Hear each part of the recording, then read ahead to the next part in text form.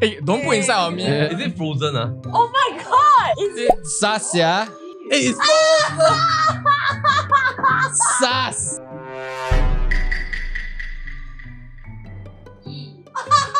It's fake! Ice cream This is Swensen's nugget ice cream. Oh! Oh my god, this is like hilarious That doesn't look like nugget again. Oh my. The heck?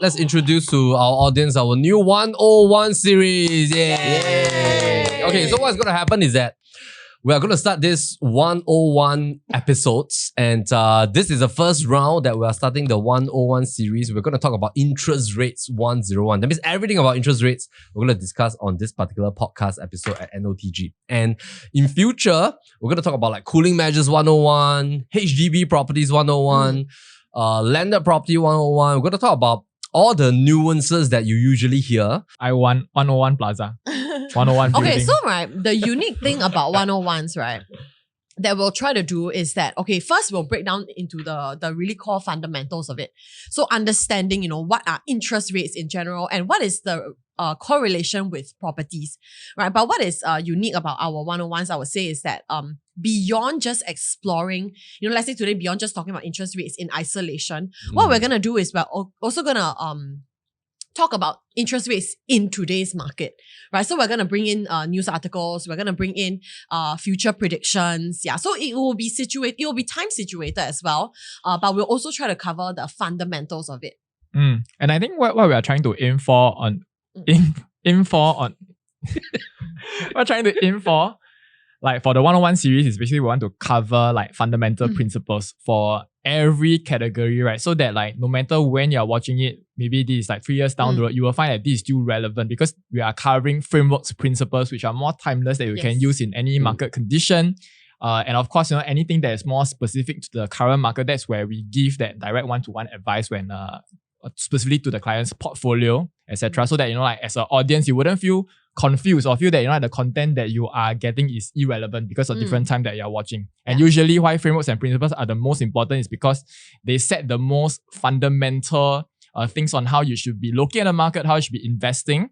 And these are the things that are going to bring you that kind of results to actually help you to gather independent thinking by looking at the different things put together, which if you want, like you are somebody that is very analytical, if you consume all our content, then you are able to make the decision yourself also. All right. This year, what we are really striving to do, having our community channel, I think it's almost hitting 1,000 subscribers already. Right. Yeah. Wow. But the funny thing is that we are in our Telegram channel. It's not just us who's replying. It's like creating an open community for everyone to interject. Just like a forum, right? Exactly. Yeah, so I think with all these initiatives that were coming up, and especially with the 101 series, it's really in line with what we want to achieve here at NOTG. We want to bring value to you. We want to, really be the I think provide deep insights on the real estate market in Singapore for all of our audiences. Yeah, we're forming a community also. Yeah, and there's also one new thing that we're going to introduce, which we hope to be able to introduce, I think, in the next few episodes, is our personas, right? So our personas, I think we already have about 5 personas that we have like thought through. But what we're going to do is that for future NOTG episodes, we are going to talk about different types of family units based on like marital status, whether they are single, married, income levels, life stage, investment budget range. And we're going to create like perhaps there's a possibility of 5 to 8 different kind of persona setup, and then we're going to refer to them as we go along. So it will be easier for you as our NOTG audience to relate based on your life stage. Perhaps certain personas will sink in with you at this particular season. Then perhaps maybe 5 years later, you're moving on to the next persona. Let's come to today's episode. We're going to talk about interest rates 101.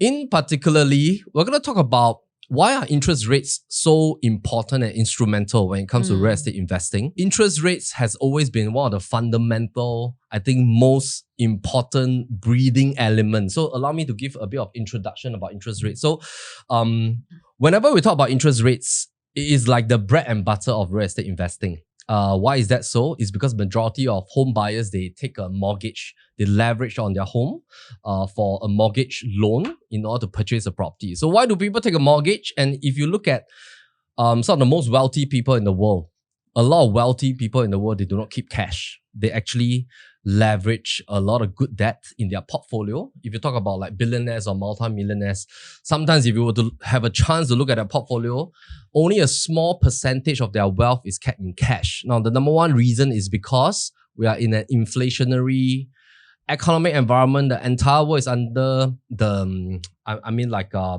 Keynesian economics, where central banks actually has the ability and power to control interest rates and money supply.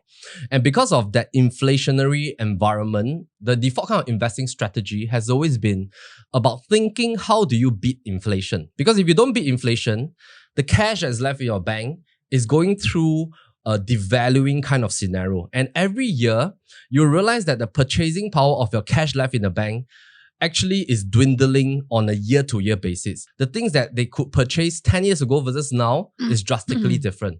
And these are usually some of the things that are very important to our lives. For example, a vehicle, or for example, a house or a property. And usually assets tend to be inflated. Most of the time when we talk about commodities, for example, gold, you talk about housing prices, these are the things that gets inflated through time. So interest rates then become a very core component because, for example, if let's say we were to open up the news tomorrow and you see that interest rates has soared to a very high level, instantaneously it affects us as a home buyer because that will tend to start to shape our thinking and behavior about whether should we go into the market right now and secure high interest rates, or should we wait for the interest rates to come down?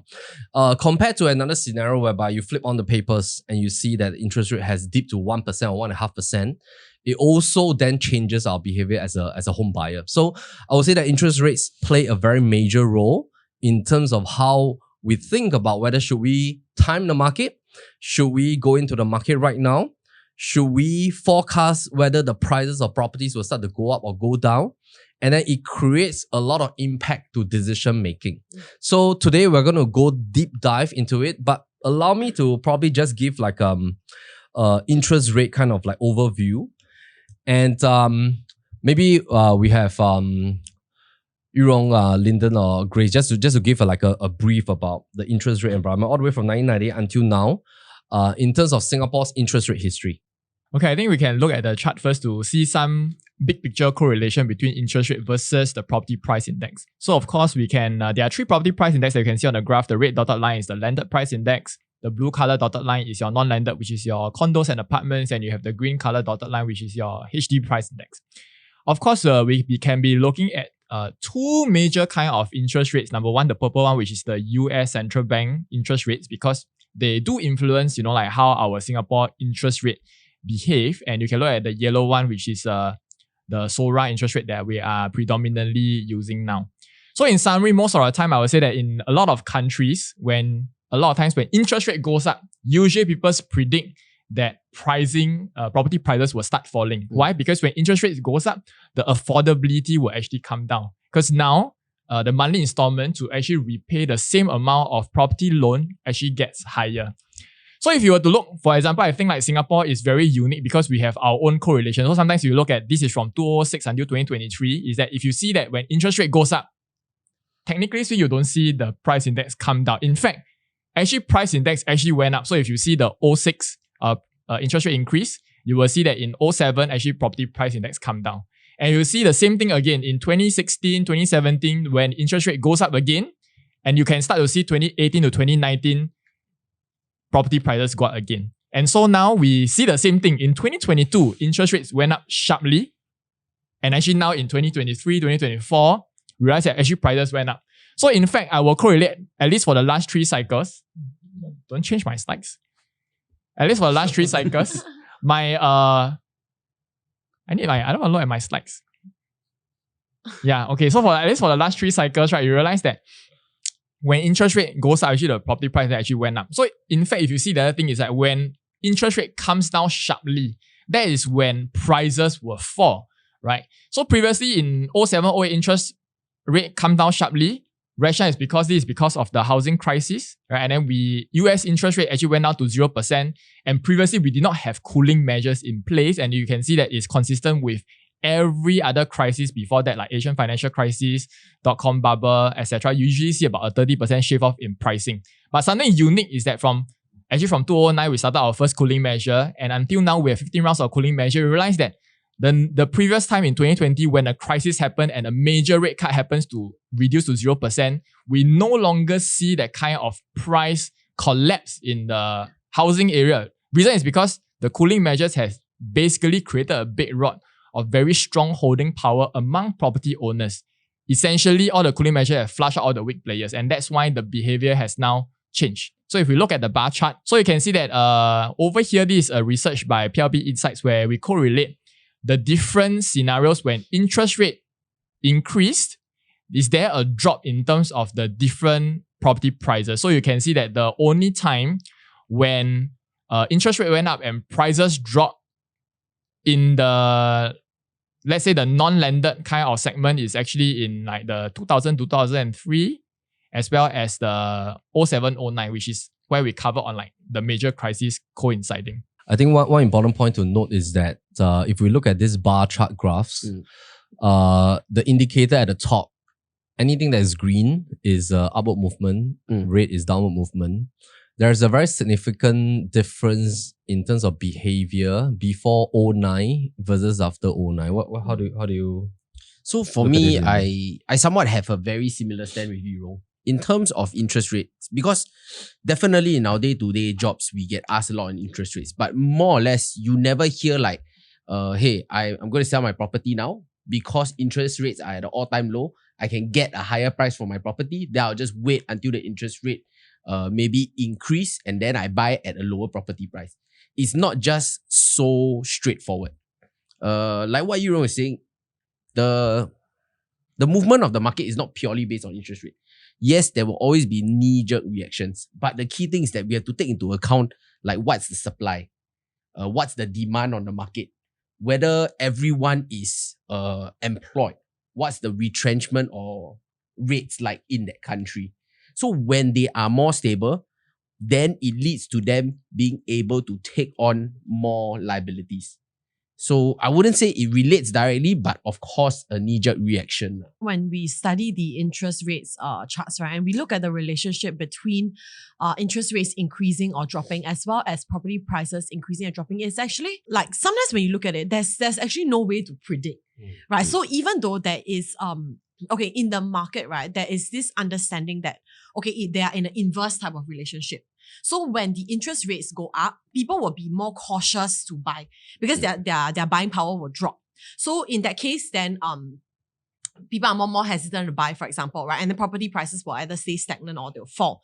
And then when interest rates fall greatly, then there's this understanding in the market, or traditionally, I think around the world as well, that when interest rate falls, the buying power increases greatly, right? So for the same amount that you are paying, you know, for your monthly mortgage, you are paying more towards your principal than towards the interest. So this will encourage spending, and then it will bring everyone into a buyer's market. And then, more buyers will be encouraged to purchase, right? So, naturally, there's this understanding that, there's this inverse relationship between interest rates and property prices. And this is true, I would say, around the world as well. Just now, Melvin mentioned also before and after 09. And then as well as if you were to look at the charts, right? Actually, in all the situations, in all the different circumstances where interest rates have actually increased, in all the circumstances that interest rates have increased, there was only one time during the Asian financial crisis where the property prices actually dropped drastically. In all other instances, all other 6 other instances, the prices actually increased, right? So I think Singapore demonstrates a very different reactions towards interest rates, which leads me to, kind of believe that actually interest rates is one part of the equation, right? Like what Lyndon mentioned. It's one part of the whole picture. But I think that definitely one thing that interest rate affects is buyers' emotions. Yeah, it affects greatly buyers' perception of the market and whether they want to take action, whether they do not want to take action. And this is what affects prices actually. It's buyer's mentality. So Grayce brought a very good point, which is the principal and interest component. But before we dive into this, and why does this have a huge important role in our buying psychology in terms of this interest component vis-a-vis the principal component, let's come back to Rong's point. Just now Rong mentioned that we're very tied into the US in terms of interest rate. Let's have a look at these two correlations. So as you can see, correlation for stickiness effect between Singapore's rates as well as US Fed fund rate is very close. Why is that so? It's because US is a dominant currency out of all 180 countries in the world. All 180 countries in the world, in terms of central bank reserve, even for Singapore, we keep a huge amount of our reserves in US dollars. So based on the whole world's central banks all add in together in terms of reserve in every country's central bank, if we add everything together, more than 50% of central banks' reserve are in US dollars. The rest are in gold, a bit in yuan, and a bit in all the different kind of metals. But why is it that everybody needs to follow the US Fed funds rate? Is because US is the dominant world currency. They are like the big brother of currency. Everybody needs to peg against them. If you do not peg against them, what's going to happen is that your currency will then weaken vis-a-vis in terms of import-export, as well as when you're dealing with exchange rates with other countries. So we always monitor the US Fed funds rate. We always monitor what does one Sing dollar exchange for US dollar. And of course, all these news will then have like a spiral effect. So for example, ever since 2022 until now, it's been about 8 quarters. There's been rounds and rounds of increase in terms of Fed funds rate. And that's also the reason why we do not see like 1.2% mortgage rate anymore, which we used to enjoy in 2020 and 2021, 1%, 1.1, 1.2, 1.5. And of course, we start to see 2%. And now we're in the range of 3 to 4%. So for example, now if you go for a new launch development, that's averagely at about 4%. You go for fixed rate, averagely is about 2.9 to about 3.2%, depending on which bank. But let's come back to Grayce's point on why, in terms of the rates wise, how does it affect us in terms of our mentality when it comes to low rates versus high rates? So for example, if you were to purchase a $2 million property back in 2021, where you still get to enjoy 1.5% interest rate, what's going to happen is that your monthly installment on the surface looks at 5,176 per month. If you go for a 30-year, 75% max out loan, you are actually paying down your principal and you're putting money into your property at a range of about 3,003 per month, and you're paying the bank 1,800 plus per month for the interest because they loan you the 75%. But if you were to move to today's scenario, for example, let's say if we look at an average of 3.5%, the difference becomes very obvious in the sense that it's like an inverse relationship.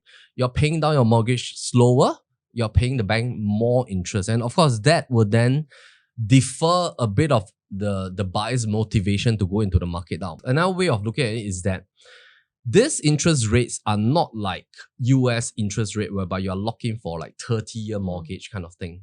In Singapore, there's flexible rates. You lock in for 1 to 2 years. The max is like a 3-year fixed loan. Even though in the past, if you look at one of my episodes where I talk about my painful lesson, there was this walkout apartment that I invested. Actually, that time I was like on the last train, and I managed to get the 40-year fixed rate UOB loan. That was the last era already. And now, of course, MAS abolished all the super long-term fixed loan. But now, if you look at it, you're actually getting into the high rates at a very short time frame. And you can always refinance in future in the event if interest rate were to come down. So when we look at these two components, maybe some of us can give like a bit of perspective. How do you look at interest payment as well as principal? And usually, how does home buyers and home investors look at these two components? Anybody? I think there are 2 quick points over here. Number one is if you look at when interest rate is higher, right? Functionally, the first thing that would deter people from wanting to take action is because of the higher monthly repayment. So you can see that at 1.5% is about 5,200 a month, and now it's about 6,700 a month. So the difference is about 1,500, right? And let's say, for example, the household is 15K household income. That is like 10% more they are contributing, right? So hence, from a functional perspective, right, I might want to hold because now the monthly installment is too high. The other way is like from an investor angle, why sometimes, like when interest rate decrease, it reduces the demand from investment is because investors don't like to have high cost of funding. So if let's say now I'm at a 1% interest rate, it's very cheap for me to borrow. So you can think of it like I only need to make 2-3%, it will make my borrowing cost of 1% worth it. But if let's say today my borrowing cost is at 3%, which means that I need to be confident that maybe the prices are going up 5-6%. Hence, after deducting away my interest costing, right, it will still make sense from an investment angle. So this is exactly the same thing for businesses. That's why during an economic crisis, why do the central banks want to cut interest rate down to zero? Because they want businesses to be comfortable to borrow money, because when they borrow money, that's when they can do R&D, they can hire more people, and that's when there's a chance for economy to recover. If, like in good times, interest rate increase because they want to reduce the amount of money supply usage to control inflation. So that's why, there is how interest rates are being used. But something very interesting in Singapore is, compared to other countries, like number one thing, like what Melvin mentioned, right, is that even when there are high interest rate, right, you do not need to worry too long because, number one, your mortgage rate is not locked in for a long period of time. You have the ease of refinancing. That's number one. Second thing will also be that because from 2013, we have implemented total debt servicing ratio. And we have implemented this thing called the stress test rate at 3.5%, meaning at that point in time, interest rate is at 1%, but banks are lending as though the interest rate is at 3.5%, to make sure that, number one, when interest rate goes up, it's still going to be affordable to, people who have taken the interest rate at the 1.5% kind of scenario. So what happens is that you realize that from a monthly installment perspective is that you don't see when interest rate goes up in Singapore, you will see prices coming down, that kind of correlation that you see in other countries. So if you were to see that in 2023, or was it 2022? I can't remember. I think late 2022, we actually increased the stress test rate until 4%. But if you look, it's 4% with an asterisk sign. So what it means is that now the stress rate is minimum at 4% or to the higher of the what we call the thereafter rate of the loan package. So you see actually now banks are lending based on stress test rate between 4.7% to 4.8%. What it means that if you compare to the 3.5% kind of era, everybody's affordability from borrowing rate has reduced about 10% in terms of affordability based on the additional stress test rate. So one thing that is interesting to note is if interest rate were to reduce and then now banks can now go back to that 4% stress rate, let's say, in next year, right, everybody's loan affordability will actually come up again. And what does it mean to us in the real estate market? Well, that means that there will be another potential price uptrend. So this will be something that we will discuss later. Right now, these are the stress tests for the current banks in Singapore. It's averaging at around 4.6 to about 4.8. Our calculator in-house is doing the stress test at 4.8%. And then at least you get a rough idea of what the difference in your installment is.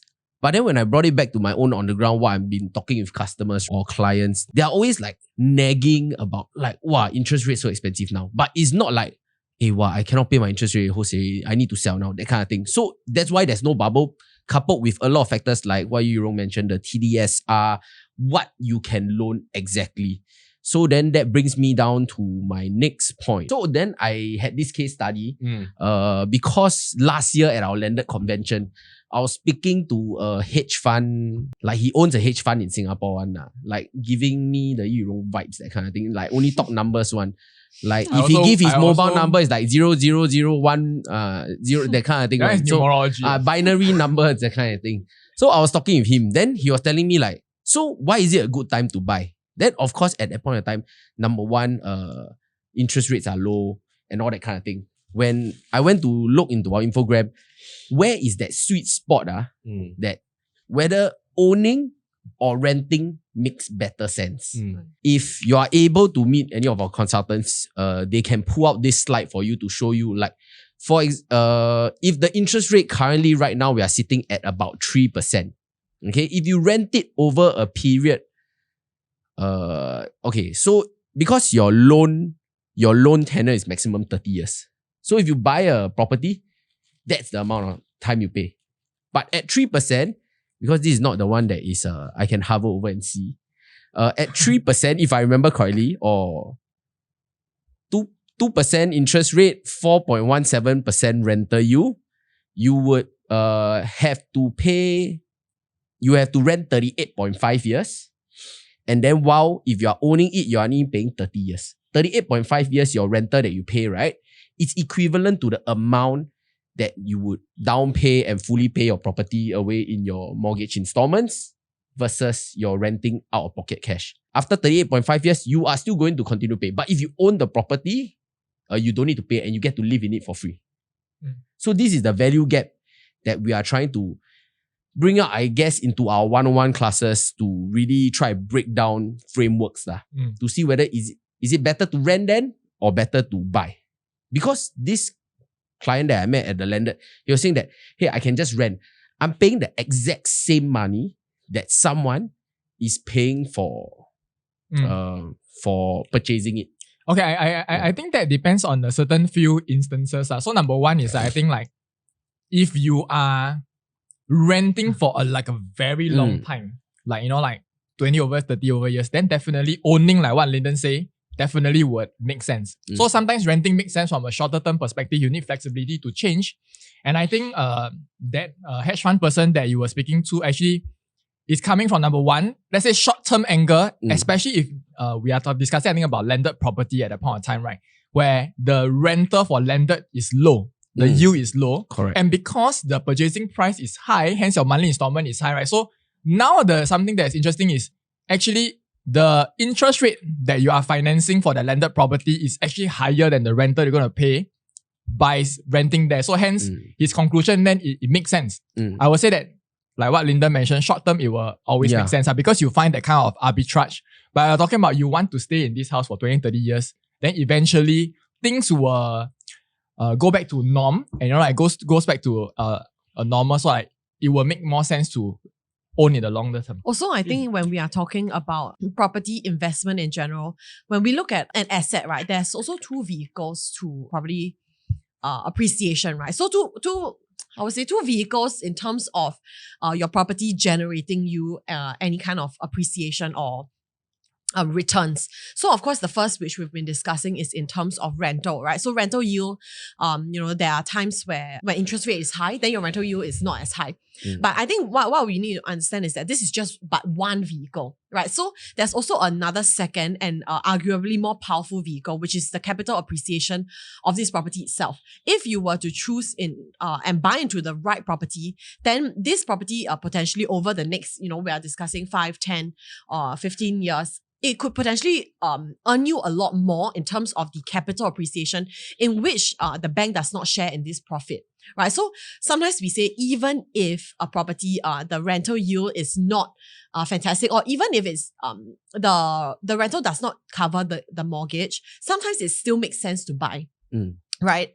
That's the scenario. But of course, if the rental yield is able to cover the mortgage, especially if it's an investment property, coupled with being invested in an asset that has potential to increase substantially in the next 5 to 10 years, then that is a property that we'll want to hunt for. This is a very interesting topic. I think Linda, I know roughly which investor you are referring to. And I think if we talk about rental versus ownership, is really like a super big topic because especially if we are talking about that particular property, which is being meant for own stay, it is going to be a huge topic because there's so many intangible factors, right? Like preferences about, your families, how does your family feel in terms of like, will you be ever able to renovate the place, knock down certain walls? So there's so many like intangible things, but if we were to just talk about this decision, whether to rent or to invest as like an additional property with an investment mindset, then I think it will be much clearer. So for example, in fact, I just came up with this quote. Another framework. Yeah. Is that if you cannot invest in a property that appreciates in value in Singapore now, it's better off buying T-bills.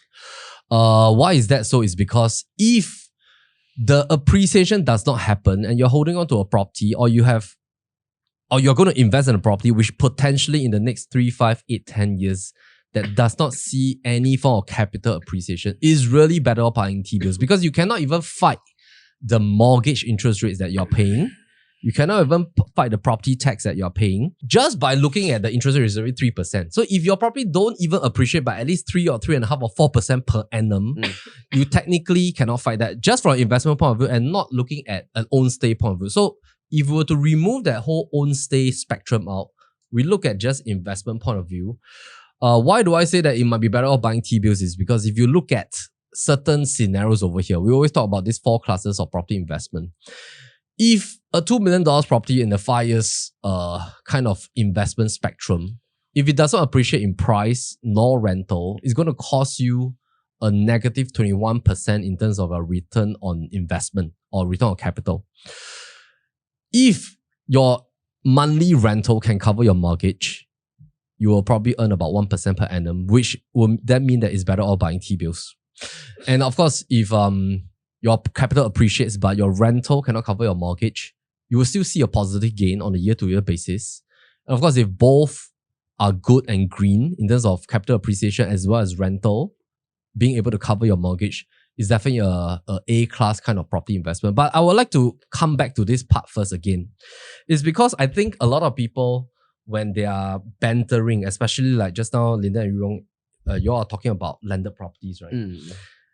If we look at a certain class of investors who has full cash capabilities, they will struggle even more. Why? For example, if somebody has $8 million cash and they're thinking about using this $8 million to purchase a landed home, they will definitely consider the rental route. Why? Because if they put $8 million in a T-bill or a certain kind of instrument that generates a fixed, secured 4% per annum, 8 million, 4% per annum, that's how much? 200,000.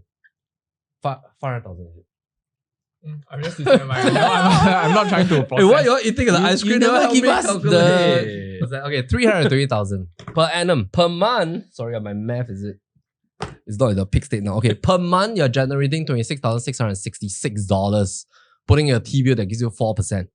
So naturally, they'll think about, hey, should I just put this $8 million in a T-bill, extract 26,000 per month, use this 26,000 to rent a landed property, and I don't need to put in like a huge down payment for that landed property. I can still keep my $8 million and my cost of fund is not being affected. Yeah, so they're always thinking about the cost of fund approach, like, hey, I can generate 4%.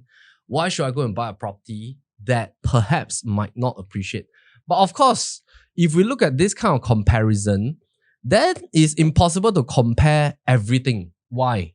It's because if you do not invest in this property, and what if after 3 years of you renting, that 8 million property that you could have afford in the year 2024, and in 2027, when your tenancy is up, that 8 million property becomes 12 million. And then how should we then phantom the cost of fund? Because your loss of opportunity for the $4 million, how can you compare that with your 4%? So I think it's like a different form of comparison, which I think the best way to compare is actually to compare the real cost of funds. And what is the real cost of fund? The real cost of fund is living liquid cash in the bank. Because if I lock it in T-bills, there's a maturity period I need to fulfill. And I cannot touch my $8 million for a certain period of time. Similarly, if I were to buy a property, I cannot touch it for 3 years, right? Because of seller stamp duty. So actually the best comparison is, what is this $8 million generating if I just leave it liquid in my private bank account, my whatever account, whatever the bank is paying me, what is it, 1% or 0.5%? I think that should be the true cost of funds. Because with that liquid cash, I can then decide to put in T-bill on property, and that's the best basis for comparison. Because if you were to compare just based on 4%, it's endless way of comparing, right? And we haven't even talked about leveraging. We haven't even talked about $8 million you can actually leverage into 3 inter-terraces, right? So I think naturally, the high net worth people, they will have like a different form of like a dilemma. And of course, I can understand that when it comes to an $8 million full cash buyer versus like a $2 million buyer, they have different forms of comparison, whether there's leveraging or non-leveraging.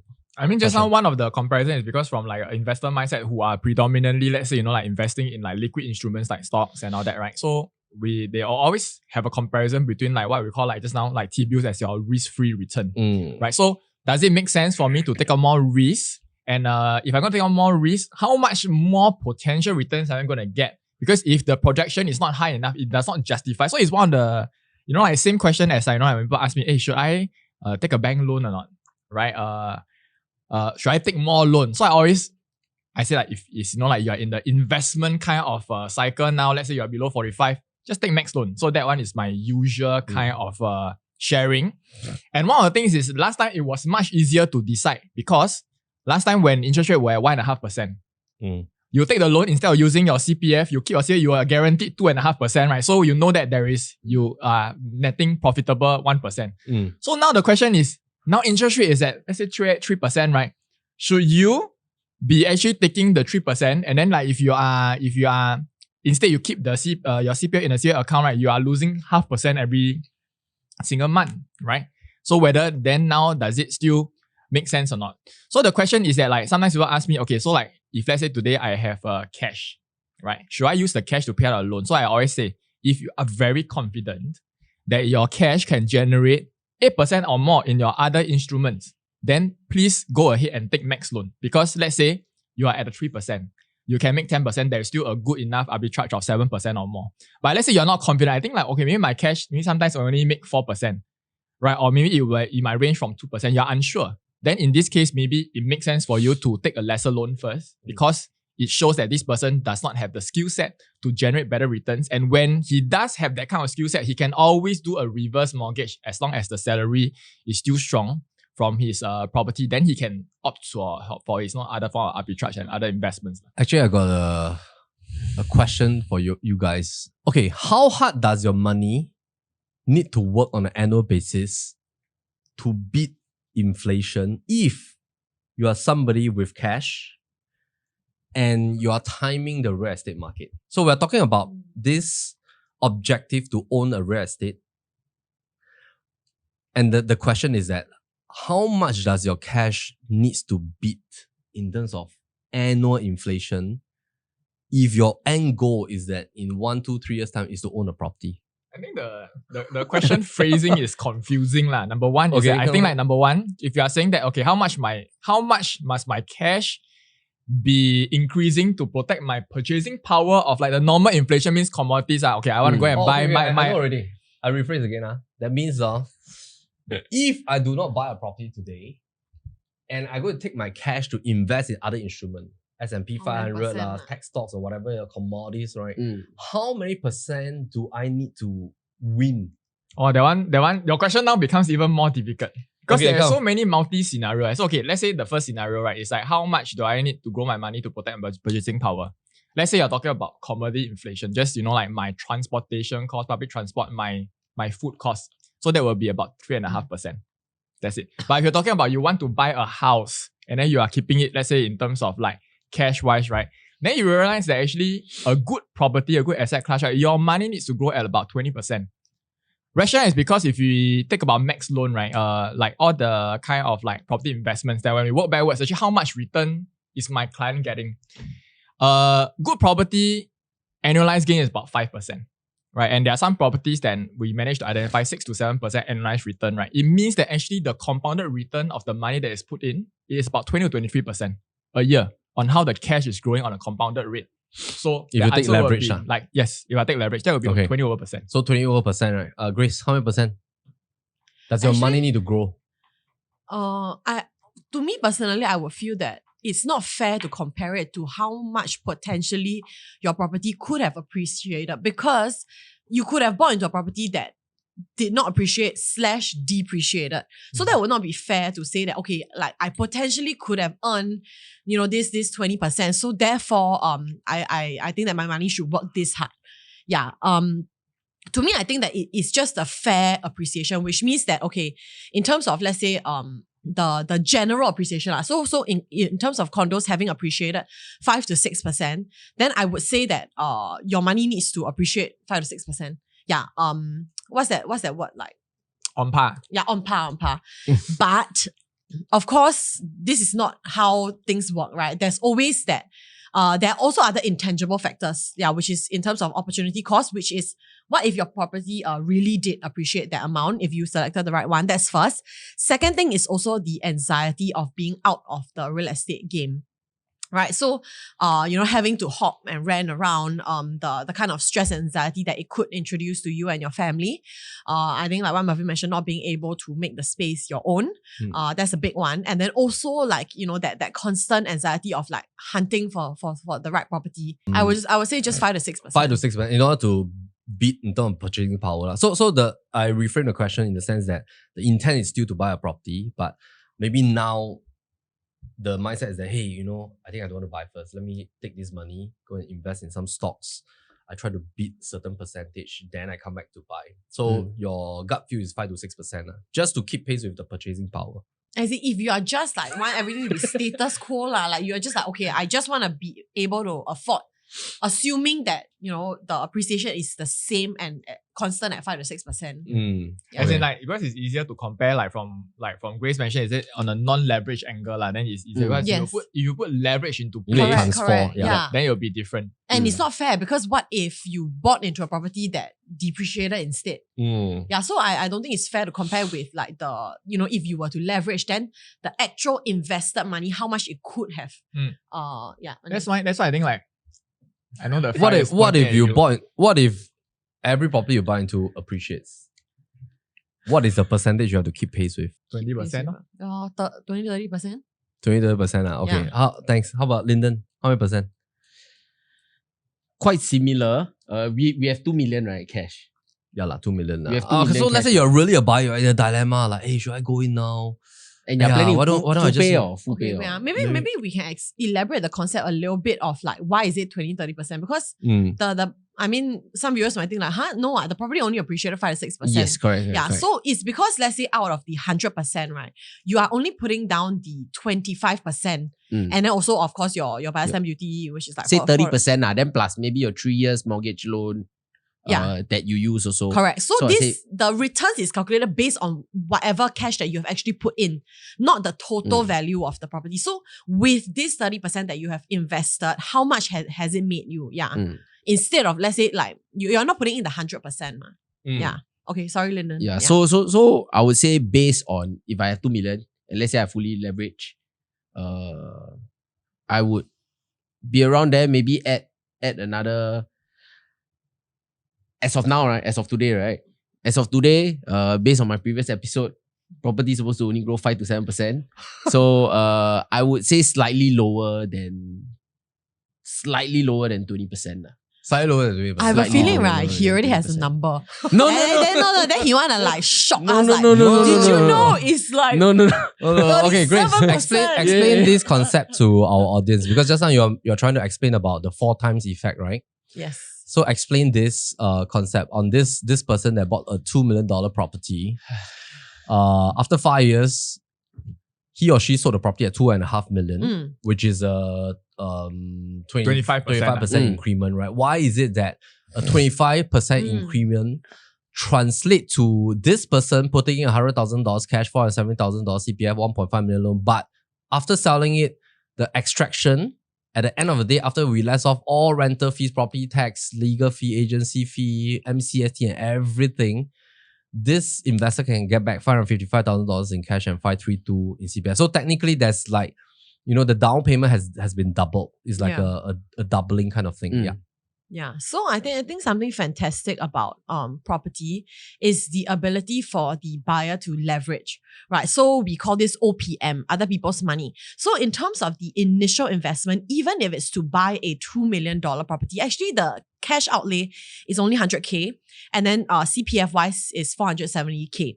And this amount that the bank loans you, this 1.5 mil, right? There is no in the event that your property appreciates to $2.5 million, which is seen in this scenario, the bank does not share in the profits. The bank is only interested in the principal and the interest. The bank is not interested in, I don't put, the bank doesn't put a tax on your profit, right? The bank doesn't say, okay, you have appreciated this from 2 mil to 2.5, I'm going to put a 20% tax. I'm going to put a 50% tax. There's no such thing, right? So the bank is only interested in the interest that is paid on a month-to-month basis, and everything else is basically the appreciation that you get to enjoy. And this is calculated based on the base amount that you have put in, the 5% as well as the 20% that the buyer has used from the CPF. Right. Right. Thanks, Grayce. The Swensen's nugget is very good. But I think I just maybe can I share in a very simplified version, right? Okay. Today you own a $1 million property. It has appreciated 3%. And then you make 30K. So if you are a full cash investor, you make 3% return on your $1 million. If in the same year today, you only put in a 25% down payment, let's make it very, very simple. Don't think about the buyer stamp duty and all that. 30,000 over the capital of 250K, that is 12%. That's why when you leverage, there's a 4 times return on leverage. So that's where the 4 times come from. Then the next question will be, hey, Yurong, not fair, what? Because if you were to take a loan, there will be interest. Right, then they will compare with like other insurance like REITs and all that. So we say, then the question will be, are we looking as a pure investment property? If it's a pure investment property, I will be renting this property out. And when I rent this property out, the tenant fully pays and covers all my interest rate. So it's a 0% cost funding. And that 12% is the minimum I will be getting. If let's say this is a decent property at 3% growth. Looking at all these numbers, we know that for the past few years, a good property will get you about 5% annualized return, right? So that's the reason why we use like 20 just now. Yeah, but of course, there's also other like property tax, your buyer stamp duty, all these things that need to be factored in.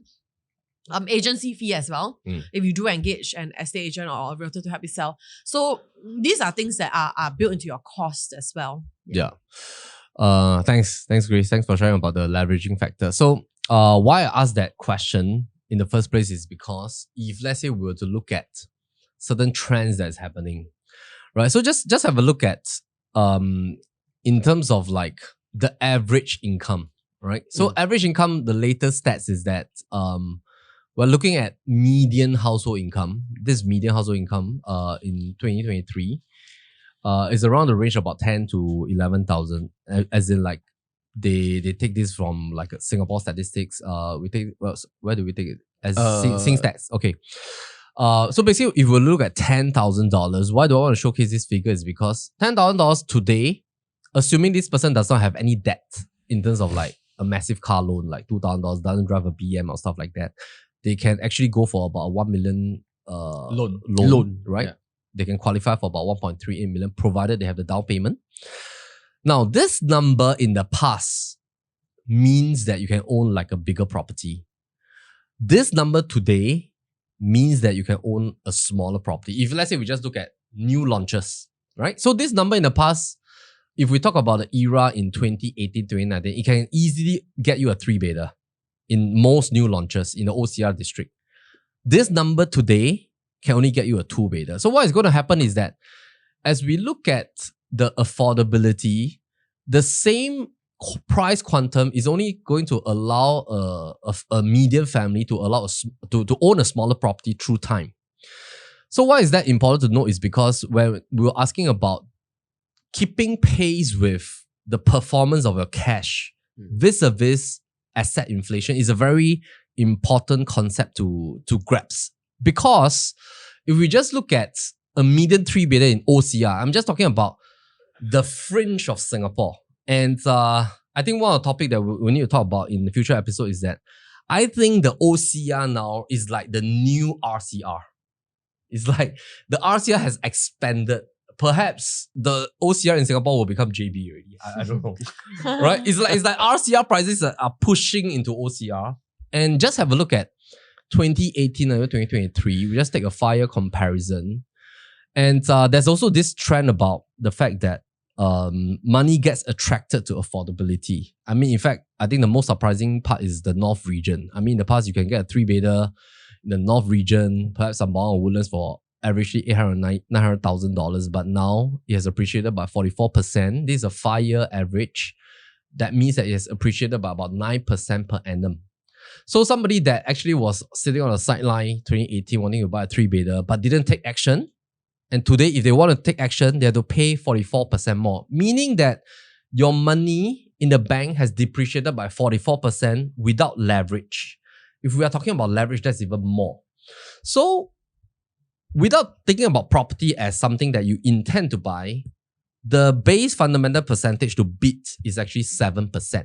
Why? It's because money supply is expanding at 7% per annum. We usually don't track money supply. Why? Because we are in a very safe country, safe environment. But We just need to track money supply and we will start to understand why is it that we have to beat this rate every single year. Quick side note is that just now when we talk about opportunity cost, like it's the opportunity cost to buy into something that potentially could have appreciated, right? But what Melvin has mentioned, it brings about a new paradigm, right? Which is that it's not just the opportunity cost to buy into something that could have appreciated, it's buying into something that has more potential to appreciate.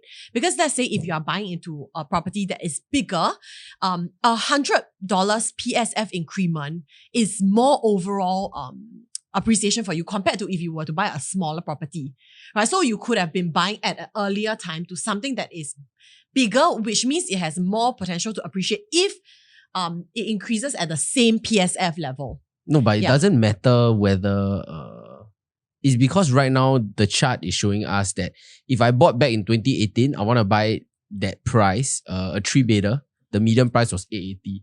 Right now, if I want to buy in 2023 Q1, I just have to pay 1.27 million. No, so it has brought into the factor that capital appreciation. It's just that we haven't brought into the factor of leveraging yet. Am I right to say that this chart is showing that? I'm not purely talking based about on capital leveraging. appreciation, right? I'm not talking about leveraging. Continue. I'm talking about, let's say if you were to buy in earlier, right? Yes. This amount of money could have bought you something that is Bigger. right? So Bigger. yeah, okay. just being by virtue of being bigger, It's like if the appreciation is held constant at 100 PSF, then naturally having more square footage would mean that you can appreciate the total overall no, but then it factors into many things. Okay. It's so depreciating. Okay. The reason is because everything is linked. harmonization. But if you look at this chart is pretty clear. harmonization. 2018, 2023, 1.27 million. So if I had 880, I never buy then. I just need to have 1.27 million to buy into the North region, a 3-bedder. No, I think I can just maybe make it simpler, right? I sit down here trying to eat my nugget ice cream, right? Wow, I feel like it is. Wait. So I haven't seen finish yet. It is like sending my brain I need to work a little bit. Wait, let me see my piece first. So then I was just doing some mental calculation because if my money need to appreciate 7% per annum, is it compounded or non-compounded? If it's non-compounded, then it's 35%. Then 35% I also cannot afford. Why non-compounded become 35%? Because just 7% of 880,000, I won't be able to afford the 3-bedder in the because North it's region. about simple and compound. Right? Yeah, 44%. 7 times 5, 35. So I cannot afford it. So 7% is not the number to be. Like, remember just now when Okay, 7% is the rate of average. money, Saying if you don't want to buy real money estate. supply expansion. I'm talking about this M2 money supply. Okay. No, so can I? Because your question in the first place, right? Like I mentioned, right, the context is confusing because you are switching between context. Okay, during no. this The discussion. context is the same. And you all answer it correctly. The context is that the There's intent no is to correct or wrong. is to buy a property. There is. The context is to buy a property, which you all have rightly pointed out, with leverage or without leverage. Now, what I'm saying is that part is answered. Is that if you do not want to buy a property, at bare minimum, you have to fight 7% because that is the bare minimum increment of money supply every year. Even in Singapore. Lyndon, share with our audience a little bit. What do you know about money supply? Okay, I'm not very sure about money supply, but this is a 101 course, right? Thanks for So being honest. I really had to go and understand what the real emphasis of difference of why US Fed rates affect SORA rates. Okay, share with us. So I went to deep dive into it and Fantastic. it doesn't make sense. Like why does it affect? So okay, number one, first news, SIBOR is cutting out at the end of this year. So we are moving away from SIBOR. Okay. Why you pronounce it like a vulgarity? Just now we already say it affects because US is the big brother. Yes, okay, it's never the mind, big brother. continue, It's the big brother. But then there's another factor of it. Okay, because ultimately these SORA rates, right? What exactly is SORA? So SORA stands for Singapore Sky in Japan. Japanese. Singapore Overnight Rate Average. So SORA, according to the MAS, I went to read the PDF document. Number one, it takes into account what the interbanks borrow from each other. And that amount, whether be it unsecured or secured, on my slide, I have the eligibility that I put out. And it has to be at least $1 million. Okay, so it can be from a local bank to local bank, a local bank to foreign bank. So these numbers, right, are things that anyone can access. So the whole government shifted over to SORA is so that they don't want to be tied so much to SIBOR, because SIBOR was more of what I expect the interest changes will be. Yeah, so that is SIBOR. SORA is what tabulated data you have. Then MAS gives you the average. So that is SORA. Why does US Fed rates because there's a meme on TikTok, if you see, whenever you see this Power guy, right, your mortgage is gonna... It's Powell. Or Powell. Powell guy on TikTok. Your mortgage is gonna be very crazy and he's gonna affect a lot of things. Because he's the ones that say whether Fed rates are cut, whether Feds are increasing and all that kind of thing. So I tried to go and understand. Of course, it's pegged against the US currency. But if the fact that ultimately Singapore, we are still an international economy, whether businesses are Singapore are borrowing money from the banks more and more. So if they are borrowing more and more money from the banks, whether for business or personal, the banks are going to be taking money from somewhere else also. That's why then it gets pegged towards the central fund of US. Yes, okay. So that was my explanation. Wait, editor, right? Just now when Lyndon say Power, right, and then I say Powell, right? So you just cut out the portion that I say Powell, so that like it only shows Lyndon say Power, right? Then he changed to like Powell, so like the in between part cut away. Thank you. There's this Power guy.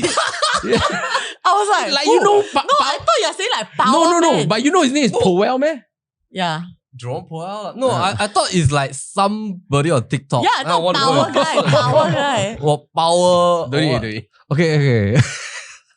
Yes. Moving on. Okay. It's really not so simple. Okay. To understand. Thanks for sharing. Okay. I have a very important question. The nuggets, right, is really melting. It's melted already. I tried to eat take. it, but I cannot eat it. Eat a spoon. Can we have no? a spoon?